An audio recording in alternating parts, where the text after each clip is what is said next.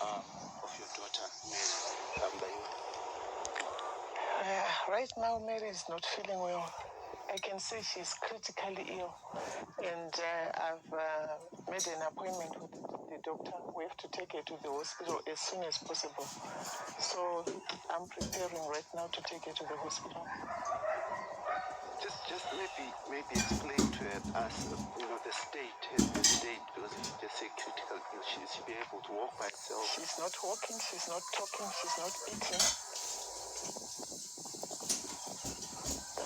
But yesterday, I understand you also went to court. Yeah, she was on a wheelchair. She was on a wheelchair, she was drowsy, she didn't even know where she was. But because we had to take her to court, we had to find other means, and the only choice we had was to use a wheelchair. Has there been any acknowledgement of these conditions by the court that your daughter is in? Yeah, there is some acknowledgement, because when we take her, they don't put her in the dock as usual. They just do the court proceedings while she's seated in the wheelchair, not in the dock. So which means they know and they acknowledge that she's not well.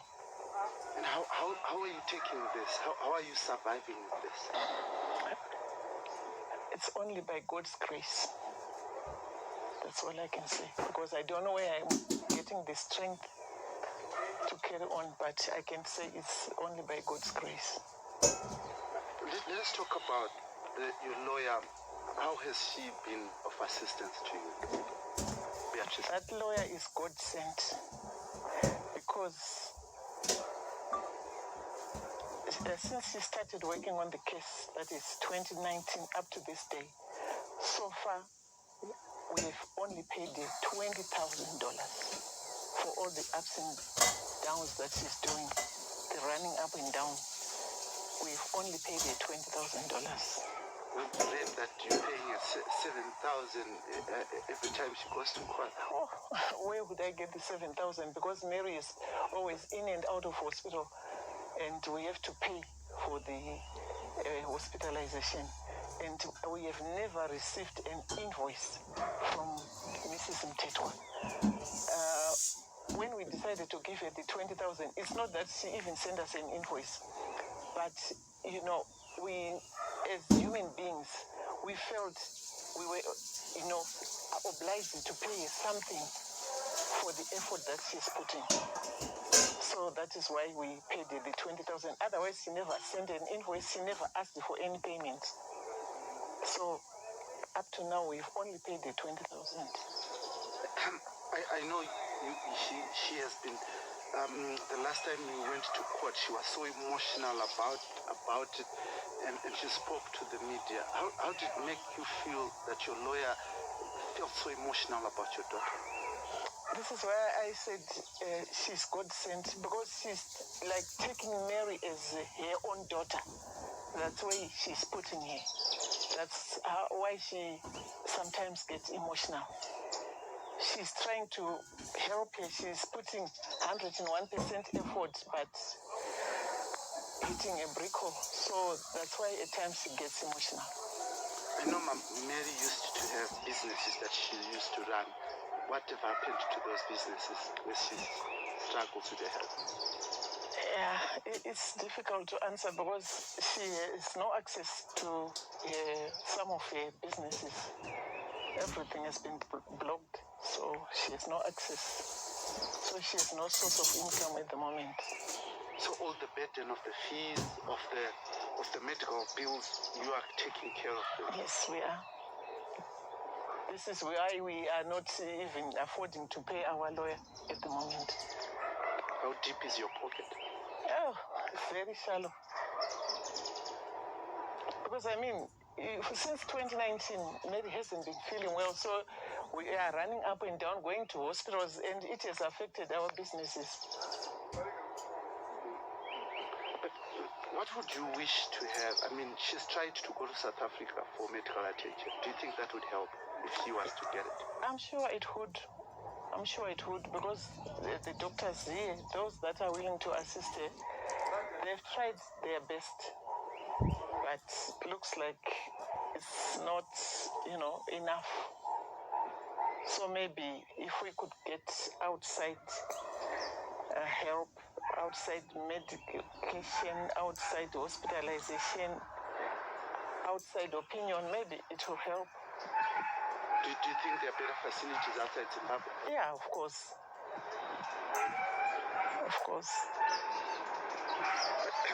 You used to have happy times with your daughter, and now just take us emotional feeling of it. Yeah, I think I don't have enough words to say how this has affected me, because my daughter is a happy somebody who would work for her kids, who would, she has a golden hand that if she touches something, it all blossoms. So that was Mary for you. And now seeing her in this state where she's helpless, she can't help herself, she can't help her kids, it breaks my heart. It breaks my heart. If you could have an opportunity to have an emotional appeal, a heartly appeal to the court. I know you don't speak to the court because you are not a lawyer and you're not the accused, but if you could just have to the judiciary, an emotional appeal, what would be your appeal to them? I would appeal to them to release a passport so that she goes outside the country to get medical help, if it can help here. Of which I know if she goes outside the country, maybe, because a lot of people have gone outside the country to get medical assistance, and they got it, and they are there, doing well, health-wise. So Mary is no exception. But the fear that she might not come back, what would you say to her? Come back? If she leaves the country. Why wouldn't she come back? Her kids are all here. Her businesses are all here. And like you said, and her parents are here, and everything of hers is here. Why would she not come back? For what? We saw, unsavory images of your daughter's hand. Maybe just confirm that was her hand. That was a video that went around. We showed the hand almost lifeless. It is lifeless. That is the state of the arm right now. It is lifeless. And we heard that it had to be cut off. Yeah, that's what the doctors said, but she's an adult. We couldn't sign the consent forms on her behalf. So we are trying to talk to her so that she agrees to have that done. So I don't know, because she's not in her right state of mind at the moment. So it's difficult even to persuade her, even to talk to her, to let it be amputated. It's difficult. She has siblings, doesn't she? Yeah, she does. How are they taking this? It's difficult on everybody. Everyone close to her just feels like I do. Not only her siblings, and her kids as well. Those that are here, because there are two that are here, it's difficult for them to see their mom lying lifelessly and helplessly. They can't talk to her. They just watch her, lifeless like that. Do you feel let down? Of course I do. Of course I do. Because I think every human being deserves this same treatment, whether rich or poor, and for Mary, I don't think she's getting enough, fairness in everything. you have been silent as a family about as this goes, and you've been quiet. Why have you chosen your side? Because we are powerless, we are helpless, we are voiceless.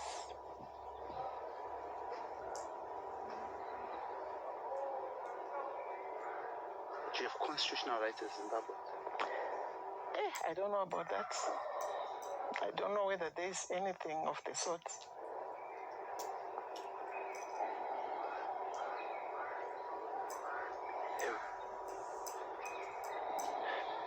It's difficult because the Constitution guarantees you rights to access to health, rights to justice, and you seem to say that doesn't appear to exist. No, I'm saying personally, yeah, I've got access to health, to what have you, but I'm saying Mary is being treated differently. So, yeah, it's difficult in a situation. A situation is, I would say, it's unique. Has there been any attempts to get backdoor help and, for reconciliation? I wouldn't want to delve into that. Yeah.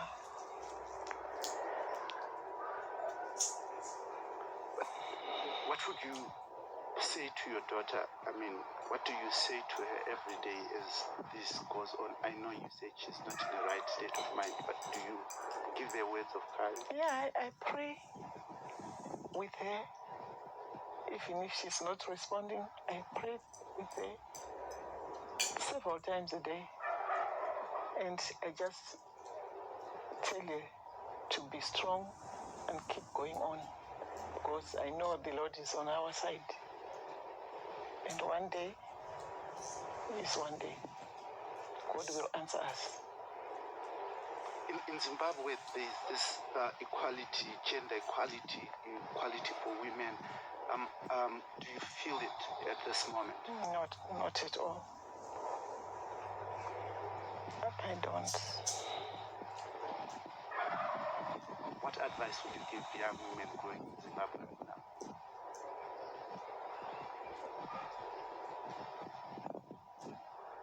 To stand up for their rights.